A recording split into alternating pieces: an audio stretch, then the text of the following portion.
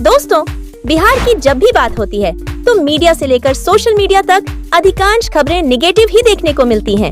जैसे छठ पूजा के समय ट्रेनों में घर वापस आने वाले बिहारी भाई बहनों की भीड़, आजीविका के लिए पलायन करते बिहारी, या फिर आए दिन भ्रष्टाचार की भेंट चढ़ता वहाँ की इंफ्रास्ट्रक्चर। पर बीते कुछ सालों में बिहार में कुछ पॉजिटिव ग्रोथ भी हुए हैं, जिसे मीडिया और सोशल मीडिया उतने सही ढंग से आपको नहीं दिखाती। ये ग्रोथ बिहार के industry sector, infrastructure development sector, tourism industry और बिहार के सबसे महत्वपूर्ण कृषि उत्पादन के क्षेत्रों में हुई हैं, जिससे आने वाले सालों में बिहार में निवेश और रोजगार के अवसर तो पैदा होंगे ही साथ दोस्तों, बिहार के इंफ्रास्ट्रक्चर को वर्ल्ड लेवल की पहचान भी मिलेगी। तो कैसे बदल रहा है बिहार और आने वाले कुछ वर्षों में अन्य राज्यों को कैसे टक्कर देगा, आइए जानते हैं। वैसे अगर आप भी बिहार से ये वीडियो देख रहे हैं तो आप भी कमेंट में बिहार से जुड़ी पॉजिटिव बदलाव साझा कर सकते हैं। तो चलिए वीडियो आरंभ करते हैं। दोस्तों, सबसे पहले बात करते हैं बिहार में इंडस्ट्रियल डेवलपमेंट के रोड मैप के बारे में।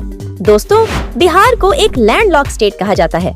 लैंडलॉक का मतलब बिहार की सीमाएं किसी भी समुद्री पोर्ट से नहीं मिलती, जिसके कारण ही बिहार को इंडस्ट्रियल डेवलपमेंट में काफी दिक्कतों का सामना करना पड़ता है।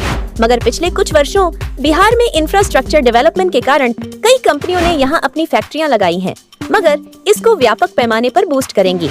गया इंडस्ट्रियल कॉरिडोर और पश्चिमी चंपारण के कुमारबाग और बक्सर के नवानगर में बनने वाली इकोनॉमी जोन।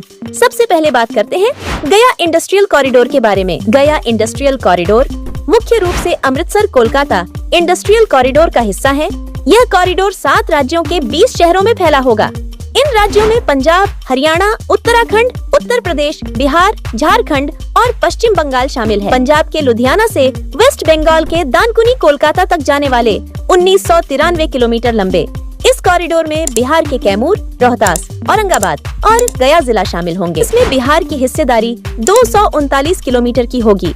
बिहार से गुजर रहे अमृतसर कोलकाता इंडस्ट्रियल कॉरिडोर में गया के डोभी क्षेत्र में करीब 1670 एकड़ जमीन के भूमि अधिग्रहण की गई है। यह औद्योगिक कॉरिडोर अत्याधुनिक बुनियादी ढांचे से लैंस होंगे, जैसे रेल, सड़क और वायु परिवहन नेटवर्क। इसके अलावा इसमें विशेष आर्थिक क्षेत्रों, औद्योगिक क्षेत्रों, लॉजिस्टिक पार्क आदि की सुविधाएं भी होती हैं, जिसके कारण इस कॉरिडोर के अंदर आने वाले इंडस्ट्रियल फैक्ट्रियों का लॉजिस्टिक खर्च में कमी आएगी, जिसके कारण निवेशक आसानी से यहाँ निवेश कर सकते हैं।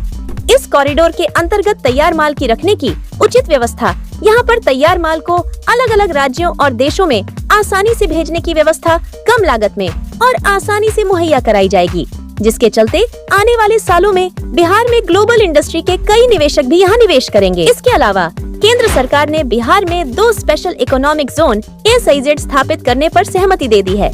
इसके लिए भारत सरकार के वाणिज्य और उद्योग मंत्रालय की टीम ने पश्चिमी चंपारण के कुमारबाग और बक्सर के नवानगर का चयन किया है। दोस्तों, भारत में विशेष आर्थिक क्षेत्र अधिनियम 2005 में पारित किया गया था और SEZ नियम 2006 में लागू हुए थे। इस स्पेशल इकोनॉमिक जोन के अंदर आने वाले इंडस्ट्री को कंपनी स्थापित करने पर कुछ शुरुआती टैक्स छूट का प्रावधान के साथ ही इस क्षेत्र को इस तरह से विकसित किया जाता है, जिसमें इंडस्ट्री के साथ साथ world class school, hospital, sport zone के अलावा बेहतर यातायात कनेक्टिविटी मुहैया हो, जिससे निवेशक आसानी से स्पेशल इकोनॉमिक जोन के अंदर आने वाले क्षेत्रों में निवेश कर सके। इससे बिहार में बनने वाले पश्चिमी चंपारण के कुमारबाग और बक्सर के नवानगर का स्पेशल इकोनॉमिक जोन बिहार में निवेश की भरमार लाएगी, जिससे आने वाले सालों में रोजगार के साथ साथ बिहार की इकोनॉमी को नई ग्रोथ मिलेगी। दोस्तों, चलिए अब बात करते हैं बिहार के टूरिज्म सेक्टर के बारे में। दोस्तों, ईस्ट इंडिया में बिहार भारत के सबसे पुराने बसे हुए स्थानों में से एक है, जिसका इतिहास 3000 साल पुराना है। बिहार की समृद्ध संस्कृति और विरासत राज्य भर में फैले असंख्य प्राचीन स्मारकों से स्पष्ट है। बिहार हिंदू धर्म, बौद्ध धर्म, जैन धर्म, सिख धर्म जैसे विभिन्न धर्मों के सबसे पवित्र स्थलों में से एक है।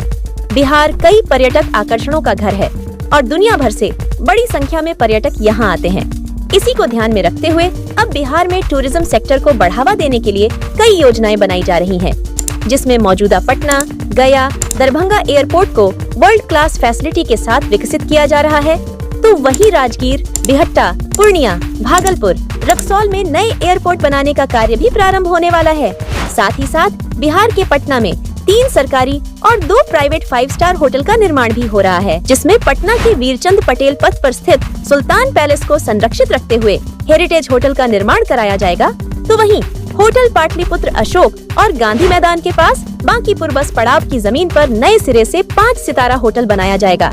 तो वहीं देश के नामी होटल ग्रुप रेडिसन ग्रुप के द्वारा 2 5 स्टार होटल का निर्माण कराया जाएगा और एक 5 स्टार होटल टाटा ग्रुप की इंडियन होटल कंपनी के द्वारा पटना में स्थापित की जा चुकी है। इसके अलावा कई धार्मिक स्थलों के पास कॉरिडोर बनाने की प्रक्रिया पर कार्य आरंभ है और आमस दरभंगा एक्सप्रेसवे के जरिए बोधगया, राजगीर और वैशाली को जोड़ने वाली सड़क का भी निर्माण जल्द ही पूरा होने वाला है। दोस्तों, अब बात करते हैं कृषि उद्योग की। दोस्तों, बिहार हमेशा से ही कृषि प्रधान राज्य रहा है। यहाँ के मुख्य फसल चावल, गेहूं और दाल है।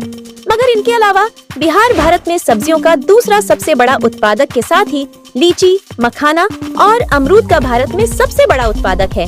इसलिए इन उत्पादों को भारत के दूसरे राज्यों सहित विदेशों में भी भेजा जाता है, जिसके चलते इन उत्पादों की सही पैकेजिंग और प्रोसेसिंग के लिए किसानों को छोटे फूड प्रोसेसिंग यूनिट 50% के अनुदान पर मुहैया तो कराई जा ही रही है। साथ ही साथ जिला और क्लस्टर स्तर पर इनकी बड़ी फूड प्रोसेसिंग उद्योग भी लगाए जा रहे हैं, जिसके चलते किसानों की आय में वृद्धि तो होगी ही, साथ ही साथ इनके फसलों को सही पैकेजिंग और प्रोसेसिंग यूनिट के कारण कम नुकसान होगा।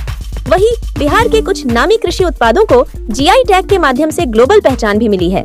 दोस्तों, जीआई टैग किसी भी रीजन का जो क्षेत्रीय उत्पाद होता है, जिससे उस क्षेत्र की पहचान हो, और जब उस उत्पाद की ख्याति देश दुनिया में फैलती है तो उसे प्रमाणित करने के लिए जीआई टैग दिया जाता है, जिसे जियोग्राफिकल इंडिकेटर भी कहते हैं। यह जीआई टैग बिहार के मुजफ्फरपुर की शाही लीची, बिहार के कतरनी चावल, भागलपुर का जर्दालू आम, मिथिला का मखाने और नवादा का मघी पान को दिया जा चुका है, जिससे इन उत्पादों को भारत सहित दुनिया में विशेष पहचान मिली है, जिसके चलते किसानों को इसकी अच्छी कीमत मिलती है। इसके अलावा किसानों को कृषि उत्पादन संबंधित उद्योग लगाने के लिए कई प्रोत्साहन नीति भी लागू की गई है, जिसमें उन्हें 15 से 25% तक अनुदान भी दी जा रही है, जिससे आने वाले समय में बिहार में कृषि संबंधित छोटे उद्योगों की भरमार होने वाली है। दोस्तों, अब बात करते हैं इन तीनों सेक्टरों को बूस्ट करने वाली इंफ्रास्ट्रक्चर यानी लॉन्ग डिस्टेंस नेशनल हाईवे की।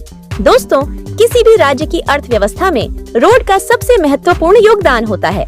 वैसे तो बिहार में बहुत सारे एक्सप्रेसवे और हाईवे का निर्माण हो रहा है, लेकिन हम बात करने वाले हैं उन 3 एक्सप्रेसवे की जो बिहार सहित कई अन्य राज्यों से जुड़े हैं। दोस्तों, पहले बात करते हैं हल्दिया रक्सौल एक्सप्रेसवे की। बिहार में एक्सप्रेसवे के जरिए सड़क नेटवर्क को बढ़ाने में हल्दिया और रक्सौल एक्सप्रेसवे का भी बड़ा योगदान है। 650 किलोमीटर लंबे इस एक्सप्रेसवे से बिहार के 9 जिले आपस में जुड़ जाएंगे। जानकारी के मुताबिक बांका, जमुई, शेखपुरा, नालंदा, पटना, सारण, मुजफ्फरपुर, मोतिहारी और पश्चिम चंपारण जिले इस एक्सप्रेसवे से जुड़ेंगे।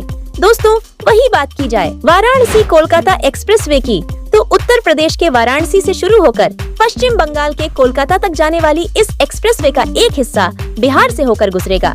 610 किलोमीटर लंबे इस एक्सप्रेसवे को 35,000 करोड़ रुपए की लागत से बनाया जा रहा है और इसे 2026 या 2027 तक पूरा कर लिए जाने की उम्मीद है। बिहार में इसका 159 किलोमीटर का लंबा हिस्सा होगा, जिससे कैमूर, औरंगाबाद, रोहतास और गया जिले को जोड़ा जा सकेगा। दोस्तों, इन दोनों एक्सप्रेसवे के अलावा गोरखपुर सिल्लीगुड़ी एक्सप्रेसवे भी बिहार के लिहाज से बहुत ही महत्वपूर्ण है। उत्तर प्रदेश के गोरखपुर से पश्चिम बंगाल के सिलीगुड़ी के बीच जाने वाले इस एक्सप्रेसवे पर काम किया जा रहा है। इस एक्सप्रेसवे का बड़ा फायदा बिहार जैसे पूर्वी भारत के राज्यों को भी होगा।